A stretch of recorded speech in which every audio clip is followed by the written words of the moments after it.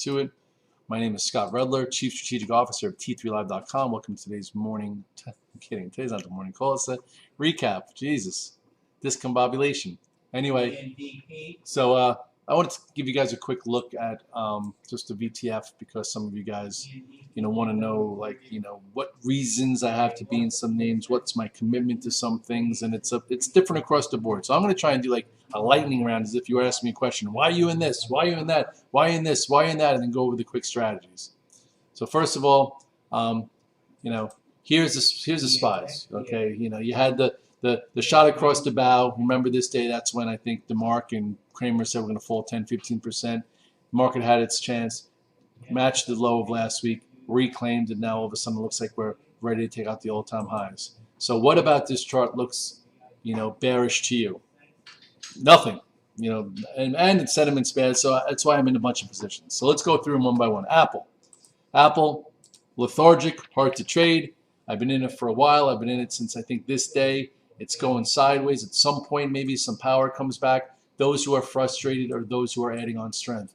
I have not been adding on strength. It was red this morning. I traded it to go green. I pushed. I sold some, held some. So Apple's the first trade on there. Coin.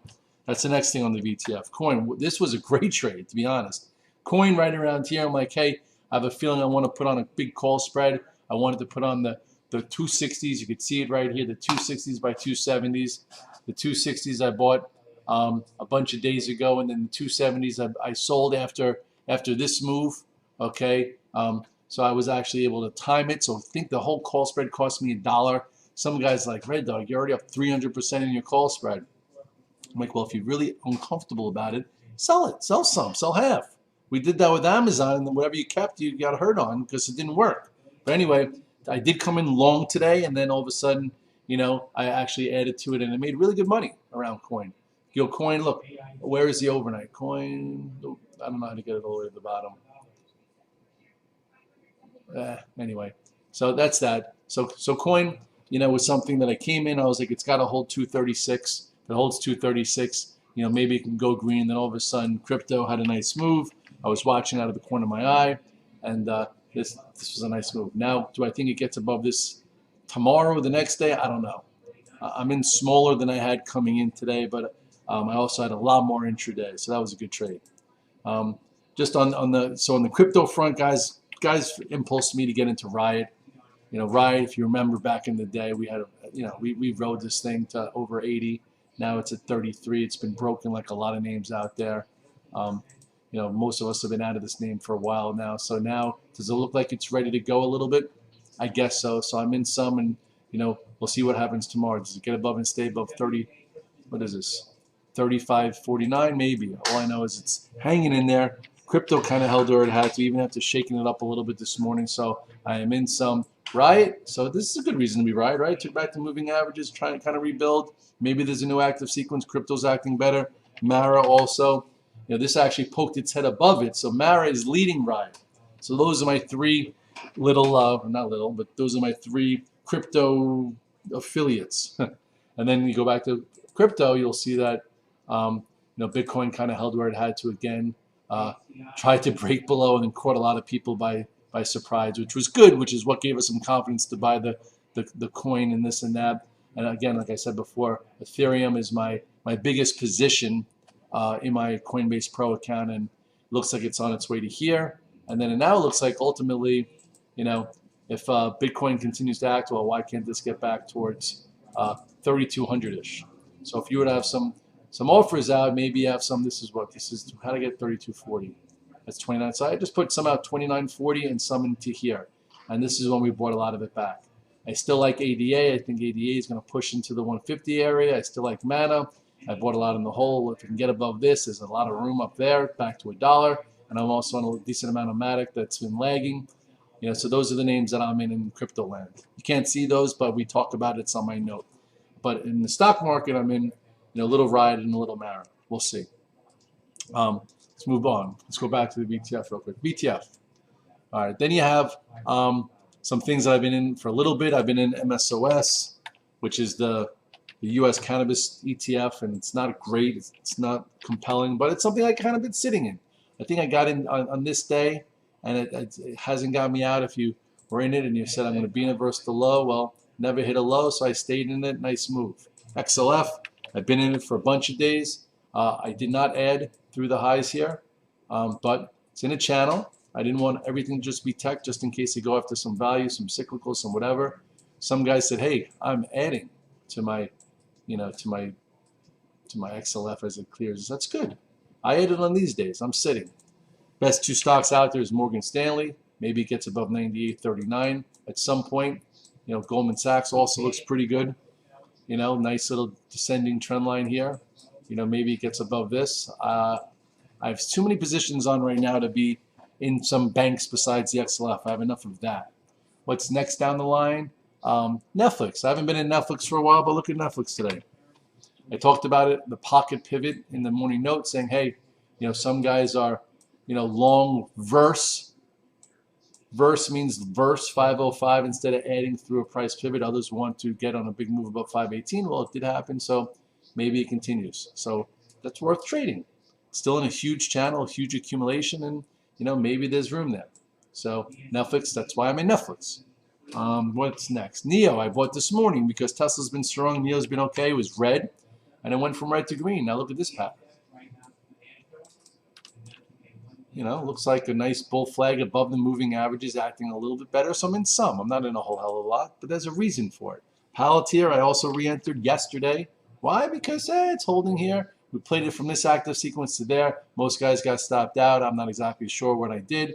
So I figured now maybe down here it's worth a trade. It poked its head up. So maybe there's a little bit of action there. So that makes sense. PRPH is a sales trader call. It's not doing anything so special, but it's hanging around here. It kind of poked its head up a little bit today. Some guys think it could be $10, $12, in the course of the next few weeks. So this time, though, I'm having a hard stop at 650, and I'm in a decent amount of it. So that's why I'm in that. Seed, we had a nice play as it broke above this 1141 to 13. And now it's having a few inside days. No news, so people are waiting. I'm still in that one. That was a nice trade from here to there. Hopefully you book some, and now you're sitting in some. Next time it gets above this, we're buying. Maybe it really gets going, so that's why I'm in that. Snap, I'm trying to get a post-earnings setup to go to the upside to clear 79.18. Ultimately, Snap held its gap, right? Held to 71.83, so that means maybe that's continuation to the upside. Where would I add to it? It's always hard to add on strength, but if it gets above 79.18, maybe there, or maybe above today's high. Twitter's been a pain in the culo, but it's still hanging around. I have more Twitter coming in tomorrow than today. It looks like it's getting tight. Then coming in today, so that there's a reason to be in that. SoFi, hard, not doing a whole hell of a lot, but if you don't buy strength and you're in a verse 15, it's not a big deal, just not a barn burner. Tesla's just hanging in the range. I haven't bought strength once. Usually we like to buy high and sell higher, which is what we did here and through there. In this range, you haven't been able to do so. We'll see what happens. I'm still in it as a swing versus 701, maybe I think it's being held down because of options. We'll see, but nice trade. Sold some puts that basically I collected all the premium. That was good. Walmart, you guys are like, why are you in Walmart? I was in it for like 2.5 weeks. Why? Because I think I bought it on this day or somewhere around here, and then I'm giving it even in here till 41 and didn't add to it, and now it's making a nice move, paying me to sit. It's Walmart, so I felt comfortable. That's really it. I'm short some SPYs as a hedge. I've been trading around that. My biggest option trade was AMD. AMD, we made a lot of money in 94 to about 107. Options went from 1 to 5. And then I started shorting it yesterday. I didn't short it here or here where I was so underwater. I started shorting it yesterday. Some guys went short. I shorted the 119s, the 121s, and the 125s for a lot of premium. I was a little nervous yesterday, but I've done this once or twice where I'm usually half a day away, and I held my ground. I covered some in the morning, and then I wound up collecting a lot of money there. Now what? I don't know. Maybe, close below 114.17. Maybe it hits 108. We'll see. LEDs, somebody called out yesterday. Not a big deal. Inside day. Maybe it's building this lower level area where it gets above 919 and goes. We had a nice move there. I don't mind trading versus spot just to try it out. Those type of trades aren't for everyone. Now it's 4:24. I have a conference call at 4:30. Hopefully everyone's had a decent week. Hopefully everyone's making some money. Hopefully everyone's following their rules. I hate using the word hopefully, but I'm not saying I hope this stock does this. I hope this stock does that. That's not what we do. We trade them for a reason. We trade them with risk defined. and we use our process to maximize gains and limit our risk. And Hood, by the way, some guys are like, oh, Hood is horrible. I'm like, what's so horrible about Hood? We played, Hood very, very well. We bought the because Jesus out of it 2 days ago. When it took out 38 and 40, I actually sold it into this strength. I did buy a little bit on the close. Okay, so then I sold it when the offering news came out. I traded it a little bit. The one mistake I made, though, was at the low of the day. I actually had the wrong order in, and it didn't stop me out at 58. When it broke the low of the morning, I should have been stopped out. Instead, I didn't. So if you're on the VTF and you follow me, I apologize. It was, I lost more than I needed to. And now what? This is the low. This is the gap. Maybe tomorrow we'll see what happens here. This is 50.46. What do I mean? Well, maybe it opens down $4 and you can buy it down $4 to go green and trade through 50.46, or not. We'll see how it goes. It did trade through this gap, so it didn't protect the gap. So now it's going to be a little choppier. So we'll just approach it like every other name. Some guys made really good money trading AMC today with the red dog reversal. What's a red dog reversal? You guys know that. A red dog reversal is when it goes below prior low, reclaims it. So if you haven't been in this one because red dog reversal there or red dog reversal there, well, here, you had a red dog reversal, into this low here. I didn't look at it, but a lot of guys made some money. I know the inner circle was all over that. So now I got to go. Good night. I'll be back tomorrow morning. Hopefully everyone feels well.